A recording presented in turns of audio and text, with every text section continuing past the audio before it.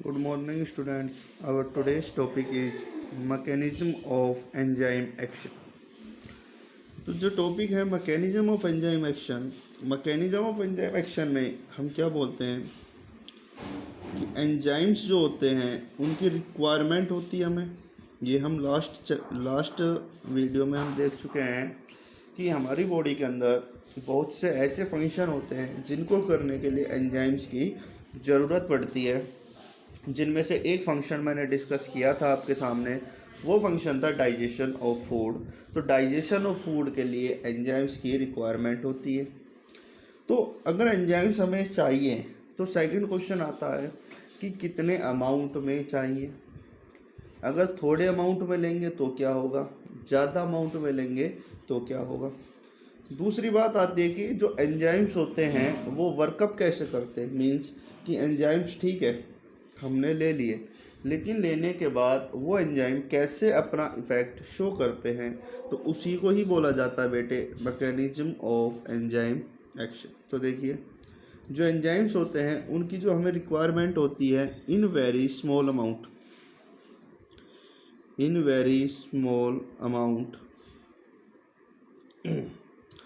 We required enzymes. बहुत कम amount में हमें एंजाइम्स की ज़रूरत होती है। And they have high activity. High activity का मतलब क्या कि आपने जो एंजाइम्स लिए वो बहुत कम अमाउंट में लिए, लेकिन जब आप खाना खाते हो तो कितना ज़्यादा खाते हो। तो देखिए, कितने कम अमाउंट में लेने के बाद जो एंजाइम्स होते हैं वो क्या करते हैं, उस लार्ज अमाउंट को क्या कर देते हैं, डाइजेस्ट कर देते हैं। तो इसलिए हम कहते हैं कि स्मॉल अमाउंट में इनकी रिक्वायरमेंट होती है and they have high activity. Means जो इनके रेट होता है रिएक्शन करने का, वो रेट क्या होता है, बहुत ही ज़्यादा होता है। थर्ड बात आती है कि मैकेनिज्म काम कैसे करते हैं। तो जो मैकेनिज्म है इन चैप्टर 5, जब हम चैप्टर 5 पढ़ेंगे तो वहाँ पर हमें एंजाइम्स का मैकेनिज्म दिया हुआ कि जो एंजाइम्स होते हैं वो काम कैसे करते हैं। बायोलॉजी वाले बच्चों ने पढ़ा भी होगा, उनके बायो में पोर्शन आ गया होगा एंजाइम्स का, तो उन्होंने वहाँ पर उसको पढ़ा भी होगा। बाकी हम चैप्टर 5 में हैं, तो 5th चैप्टर में जब हम जाएंगे तो वहाँ पर डिटेल में मैकेनिज्म दिया हुआ है एंजाइम्स का, तो इसको वहीं पर हम डिस्कस करेंगे। यहाँ पर डिस्कस करने के लिए हम नेक्स्ट टॉपिक लेते हैं वाइटामिन। वाइटामिन की बात करी जाए तो वाइटामिन भी ऐसे ही होते हैं जैसे एंजाइम्स की बॉडी के अंदर ज़रूरत होती है, सेम उसी तरीके से वाइटामिन्स की भी हमारी बॉडी के अंदर क्या होती है, ज़रूरत। तो फर्स्ट थिंग आती है vitamins are organic compound. Vitamins are organic compound. Organic compound का मतलब होता है जो कार्बन और हाइड्रोजन से मेनली बने हो और स्मॉल अमाउंट नाइट्रोजन, ऑक्सीजन या हेलोजन हो, उनको हम बोलते हैं ऑर्गेनिक कंपाउंड। तो वाइटामिन्स क्या होते हैं, ऑर्गेनिक कंपाउंड होते हैं। दूसरी बात, रिक्वायर्ड इन स्मॉल अमाउंट्स। ये भी कैसे चाहिए होते हैं, बहुत ही कम अमाउंट्स में चाहिए होते हैं। लेकिन अगर इनकी डेफिशिएंसी हो जाए, क्या कह रहा हूँ, बेशक से कम अमाउंट में चाहिए, लेकिन अगर बॉडी के अंदर इनकी डेफिशिएंसी हो जाती है तो आप देखते हैं कि हमें क्या हो जाती है, स्पेसिफिक डिसीज़। कम अमाउंट में ज़रूरत होती है विटामिन्स की, लेकिन अगर बॉडी के अंदर इनकी कमी हो जाए तो उसका रिजल्ट क्या होगा, उसका रिजल्ट होगा कि बॉडी के अंदर क्या हो जाती है, स्पेसिफिक डिसीज़ हो जाती है। तो उन्हीं ऑर्गेनिक कंपाउंड को जो कम अमाउंट में लेने के बाद हमारी बॉडी की नॉर्मल फंक्शनिंग और नॉर्मल ग्रोथ करते हैं, उन्हीं को क्या कहा जाता है, विटामिन्स। दोबारा सुनना, मैंने क्या कहा, बॉडी में क्या चाहिए होते हैं, स्मॉल अमाउंट में चाहिए होते हैं, और स्मॉल अमाउंट में लेने के बाद ये वर्क क्या करते हैं, ये करते हैं बॉडी की नॉर्मल ग्रोथ और बॉडी की नॉर्मल मेंटेनेंस। तो यहीं से हम विटामिन्स की डेफिनेशन लिख सकते हैं। हम कह सकते हैं vitamins are defined as organic compounds organic compounds required in diet in small amounts to perform specific biological function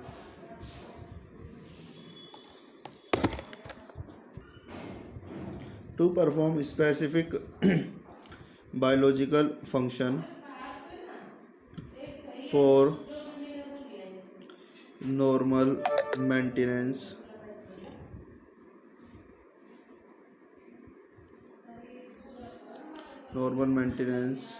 and growth of the body.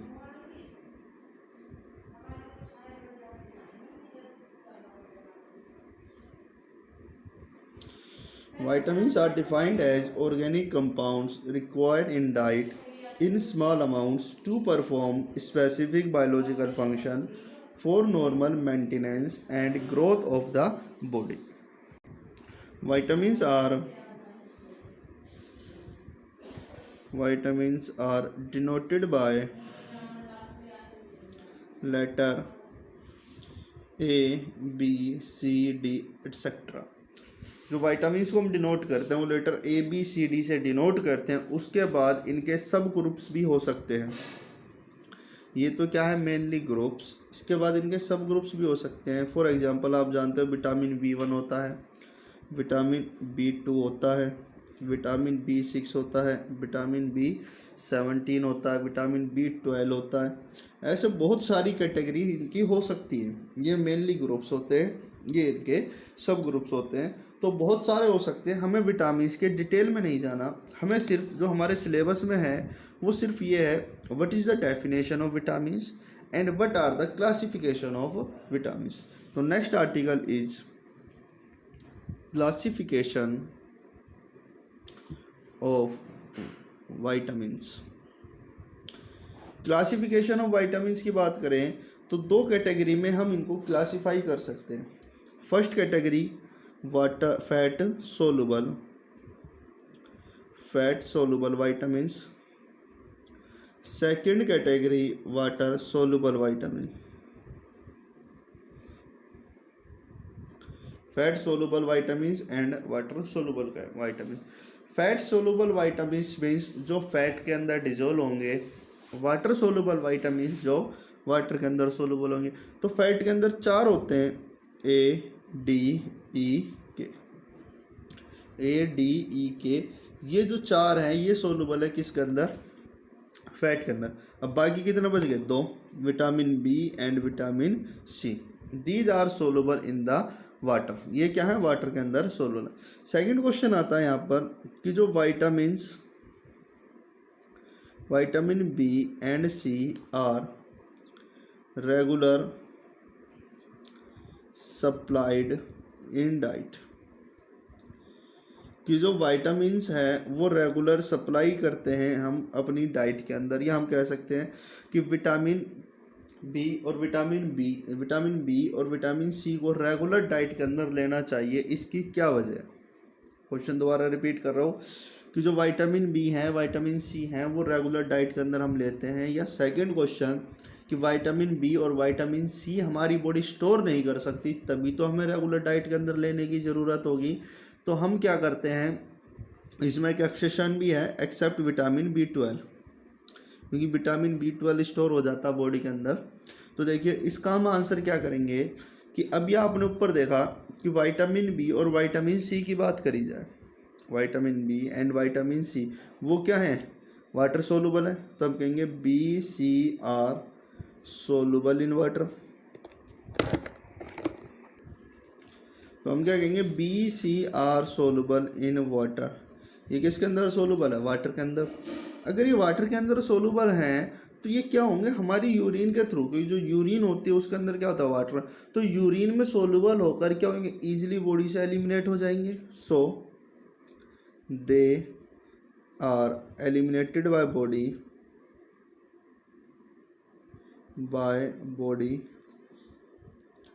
Through urine. तो यूरिन के थ्रू ये बॉडी से बेटा क्या कर दिया जाते हैं, एलिमिनेट कर दिए जाते हैं।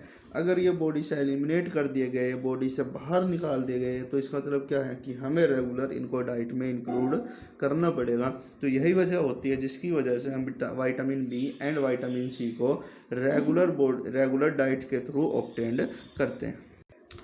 Next article is nucleic acid. Nucleic acid की बात की जाए तो न्यूक्लिक एसिड में हम क्या कहते हैं कि न्यूक्लिक एसिड को डिफाइन करने से पहले एक चीज़ हम देखते हैं। चैप्टर की शुरुआत में न्यूक्लिक एसिड का जिक्र आया था। एक चीज़ और है इसमें, वो क्या है कि हम बात करें पेरेंट्स की और हम बात करें उसकी जनरेशन की, नेक्स्ट जनरेशन कह लीजिए। अब जनरेशन के अंदर क्या हो सकता है, सन भी हो सकता है, या चिल्ड्रन की बात कर लीजिए। जनरेशन के अंदर मीन्स क्या, उसके बच्चों की, उसके चिल्ड्रन की। तो आप क्या देखते हैं यहाँ पर कि पेरेंट्स और चिल्ड्रन, इनके अंदर कुछ ना कुछ सिमिलरिटी होती है। अब वो सिमिलरिटी क्या हो सकती है, वो सिमिलरिटी हो सकती है आइज कलर, हेयर हो सकते हैं, किसी की फेस की शेप हो सकती है, किसी की बॉडी की शेप हो सकती है, किसी की आवाज़ अपने पेरेंट्स से रिजेंबल कर सकती है, किसी के ईयर अपने पेरेंट्स से रिजेंबल कर सकते हैं। तो ये क्या होती है, सिमिलरिटी होती है जो हर जनरेशन में हर पेरेंट्स और उसके बच्चों के अंदर कुछ ना कुछ सिमिलरिटी मिलती है। अब वो सिमिलरिटी एक जनरेशन से दूसरे जनरेशन ट्रांसफ़र होना, उस सिमिलरिटी को नाम दिया जाता है हेरिडिटी। हेरिडिटी को फिर आप कैसे डिफाइन करोगे, transmission of character from one generation to next generation, transmission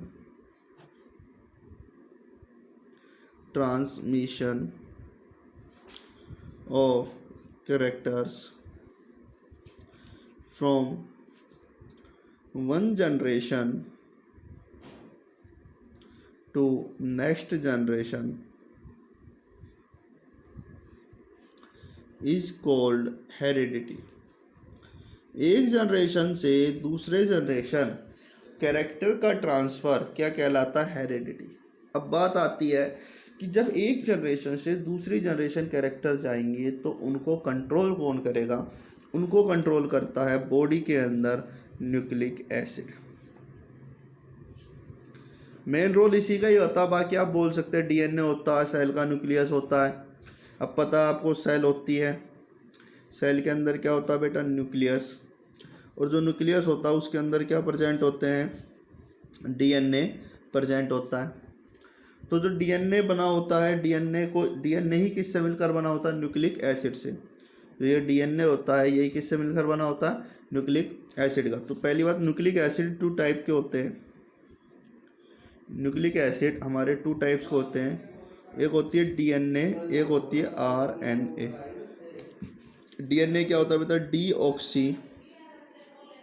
D means deoxy ribo, N means nucleic और ए मीन्स एसिड। देखेंगे सारी चीज़ देखनी है। What is the deoxy ribo nucleic. RNA होता है राइबो न्यूक्लिक एसिड, आरएनए क्या होता है, राइबो न्यूक्लिक एसिड। तो डीएनए ही हमें पढ़ने होते हैं। अगेन बात आती है कि जो न्यूक्लिक एसिड होते हैं वो है क्या। ये तो हो गई क्लासिफिकेशन कि न्यूक्लिक एसिड 2 अलग अलग टाइप के हो सकते हैं, DNA and RNA. DNA deoxy ribo nucleic acid, RNA ribo nucleic acid. अब बात आती है what is the nucleic acid, कि न्यूक्लिक एसिड्स क्या हैं, न्यूक्लिक एसिड क्या हैं। तो हम क्या कहेंगे, nucleic acids are the polymer of nucleotide. अब ये बला आ गई, न्यूक्लियोटाइड क्या, ये भी देखेंगे। पहले हमने कहा कि जो न्यूक्लिक एसिड होते हैं वो किससे मिलकर बने होते हैं बेटा, न्यूक्लियोटाइड से मिलकर बने होते हैं। तो जो नेक्स्ट आर्टिकल होगा वो हमारा क्या होगा, न्यूक्लियोटाइड होगा। आज के लिए इतना ही, ठीक है, थैंक यू वेरी मच।